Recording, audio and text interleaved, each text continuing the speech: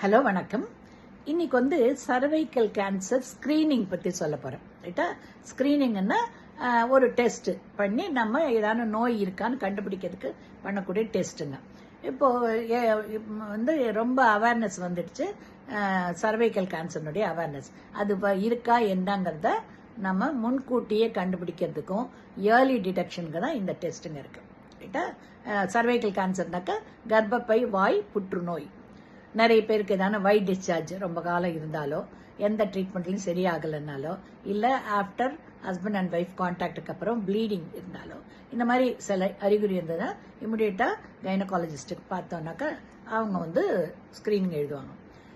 2 types of screening இருக்குது. Number 1 வந்து பேப் ஸ்மியர்னுவோம். அது வந்து அந்த கர்ப்பப்பை வாய் சுற்றிலாம் இருக்கிறத ஒரு சின்ன ஸ்மியர் எடுத்துட்டு மைக்ரோஸ்கோப்பில் ஒரு ஸ்லைடில் வச்சு டெஸ்ட் பண்ணி என்ன டைப் ஆஃப் செல் இருக்குது என்ன இதுன்னு கண்டுபிடிப்பாங்க. ரைட்டா? இன்னொன்று வந்து கால்போஸ்கோப்பி. கால்போஸ்கோப்பி இன்னும் கொஞ்சம் அட்வான்ஸ்டு, ஒரு மைக்ரோஸ்கோப்பி மாதிரி இருக்கும். அதால் வச்சு அந்த யூட்ரஸ் மவுத்தை வந்து விஷுவலைஸ் பண்ணுவாங்க, பார்ப்பாங்க.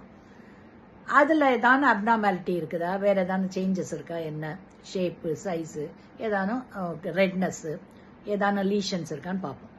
அப்படி ஏதான ப்ராப்ளம் இருக்கும் போல் இருந்ததுனாக்கா நாங்கள் வந்து ஒரு அஸ்டிக் ஆசிடோ இல்லை லூகால் சைடோன்னு இருக்கு, அதை கெமிக்கலை வச்சோம்னாக்கா அந்த செல்ஸ் எது டேக்கப் பண்ணுது எது டேக்கப் பண்ண வச்சு நாங்கள் டிஃபெக்ட் வச்சு கண்டுபிடிச்சிருவோம்.